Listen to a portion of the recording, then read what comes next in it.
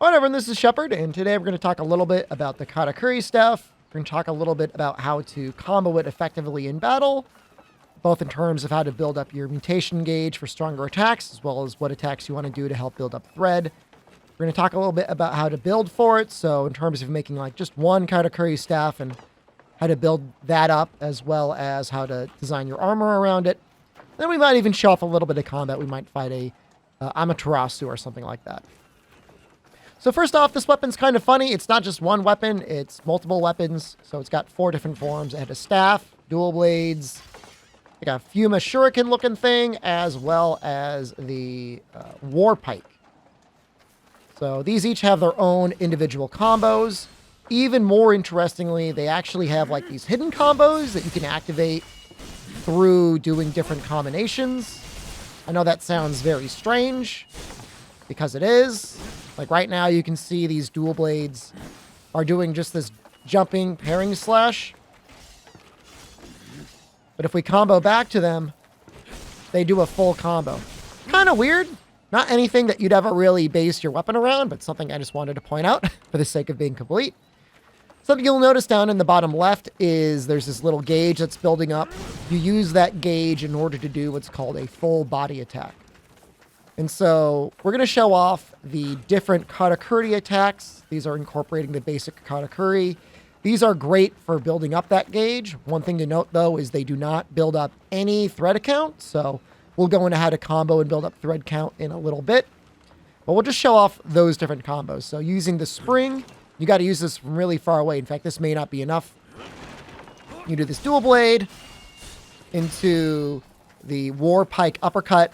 This is really hard to land, but if you're really far away and you're attacking something really large, like the Fang Tusk or whatever he is, the big pig guy, that can work out okay. The glider I usually do not run because I don't like the fusions that it has, but if you do have one around, this one's great. It does a very intense spinning pull that then transforms into the giant shuriken. Giant Shuriken just has a ton of range here. So if somebody's using one of these and they don't mind making them for you and you using them, this can be a lot of fun to use in multiplayer. Otherwise, I don't normally use it. The torch is probably my favorite and most commonly used attack. It goes into one long shuriken throw that then combos into a very hard-hitting staff combo. This attack isn't something that you should really ignore. This attack actually does like kind of an insane amount of damage. It can stun the monster, and it could also, because it's incorporating the torch, set them on fire as well. Really, really good. And then just jumping off of the basic building blocks, you get a downward stab into the dual blades. This is going to be great to combo into a longer combo to build up thread. Another thing is if the monster hasn't noticed you yet, you can attack away kind of like this, not to aggro it, and then combo towards it to ensure that you don't have earplugs that you can get off an early bit of gauge. And then you see you can then, at full gauge, right triangle into your main attack here. Just does a crazy amount of damage. So we do so much damage that it's actually bugged. We actually did 10,059 damage. But the display, it doesn't even compensate for that. So this is a fun weapon if you want to try and get yourself over that sort of damage cap. So like I was saying before, these attacks are great for building up your gauge. You want to use that in order to get off a large combo in a fusion Karakuri that would then immobilize the monster. Other things to keep in mind is that is not the only way, of course, to use full body attacks. If you've got 4 or better, it can be worth considering if you don't have a lot of time or any more openings. You can do an aerial attack. This can actually hit multiple times in the air, so on taller monsters that can be a bit better. And then if something's going to be running away, so say they're roaring, they're about to leave, you can use the spring to get an attack off. Again, neither of those are going to be as strong as the full 3-part combo, but of course, any amount of mutation gauge is better because over time the mutation gauge will go away, and then any damage you hadn't done is just gone. So you can see the swing attack is like a little bit more than half of the damage that you would get from doing a proper full body attack. In terms of combos that you want to do when you don't have any gauge and you're low on thread, I enjoy this running heavy attack. It's a shuriken attack that then goes into a slam here. You can't really tell because we are full on thread. Let me see if I can just use a little bit of this.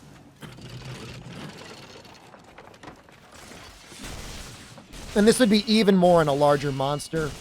But you can usually get on a larger monster, sometimes 2 or even 3 thread from hitting like that. So something to keep in mind, and it helps build up a little bit of gauge as well.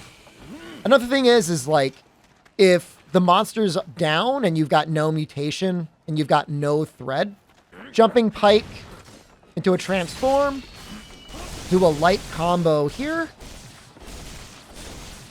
Transform, transform, transform. You need to do a heavy here. Transform, light, transform again, transform.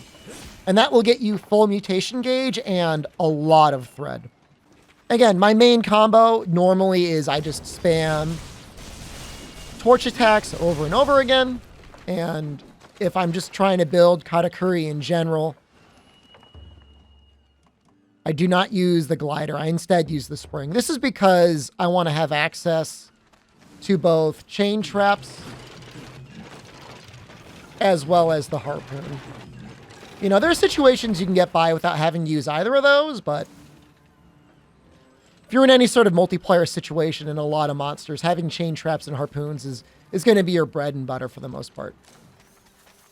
So with this in mind, considering that we're going to be doing a lot of Karakuri attacks that don't build us thread, my main build now looks something like this. So we're using the tiger helmet. This is built for the human path. It gives us verve, which is okay because we're going to be going the human path. It's 3% more damage. I'm using the monkey chest. Again, this gives us more verve. War ready doesn't really matter. We don't really need the stamina. It's just 3% more damage. I'm using the... I think this is the Amaterasu arms, but it might be something different. Celestial Breath. Celestial Breath is really important here. The Karakuri thread isn't a lot. You get 1 every 20 seconds, but considering you're doing a new combo, you know, every 5 to 10 seconds, this will make it that even if you're stuck into doing like mutation attacks over and over again, that at least you have a little bit more thread economy. Coordination helps a little bit here with the remedy. This is not a lot of health, but you are going to be doing a lot of basic Karakuri attacks, so this might help top you up a tiny bit to help get you to max health so that verve kicks in if you've taken damage.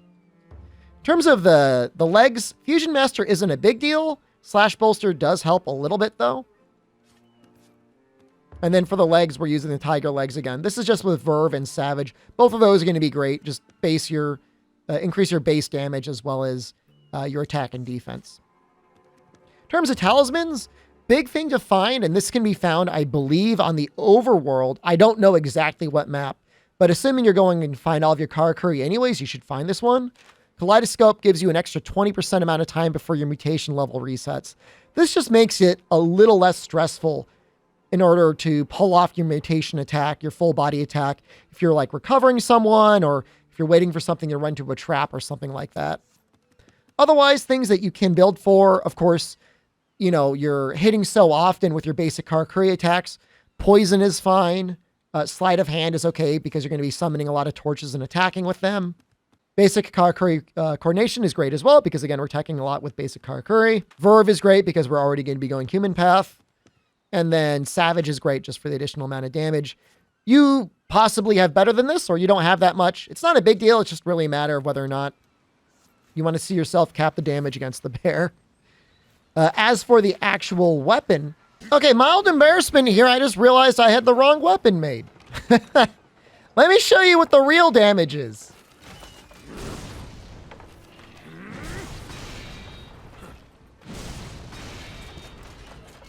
That combo did almost 20,000 damage. I was working so hard. Okay, so let me show you the path you take for the weapon. So it's a little convoluted. It doesn't really matter what side you go. The real thing that we're trying to carry along is we want full force blow. So we take these two here. We're going to grab this mountain felling giant blade. We're going to grab this mountain felling giant blade. And then we put them all on the Nigi Hayahi 2, which also has 40% mountain felling blade. And that's what gets you a 20,000 damage combo. We were doing great even without that. We hit the damage cap without that, but that gave us an additional 40% damage. And so one weakness for this build, and again, why it's kind of okay not to worry about that quite as much if you're going to be going for more diverse builds with element, is because you're only hitting the mountain felling blade. You're only hitting those the full body blows, maybe 2 or 3 times a fight. Element is still really good, and you're doing like 20% more damage with your element anyways. So don't feel like this weapon is relegated to that alone. Like this monkey ability here, this one looks really good. That's good raw, good fire, and it's got flame wielders, so you'll probably get a lot of fire status off. But this wolf one does look pretty good. So if you're going for water or you're going for fire, either of these would be good choices. Okay, so first up, we want to try and get a little bit of mutation gauge without really alerting the Amaterasu to start. Now we missed the evasion. That's okay. It's going to enrage right away. It's that quest. We got our harpoon ready. Should give us a long knockdown.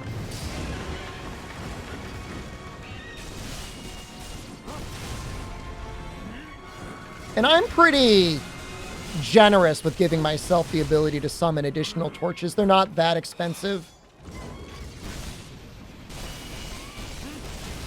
So now we got max mutation gauge.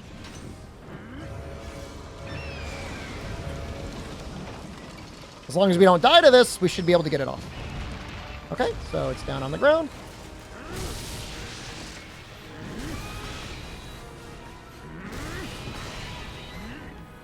All right, now we're low on thread, which means we want to start using this combo.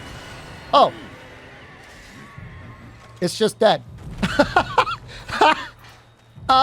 Well, I mean, okay. So, not necessarily a great overall combat tutorial, but great if you needed to do this Amaterasu. Man, that's almost faster than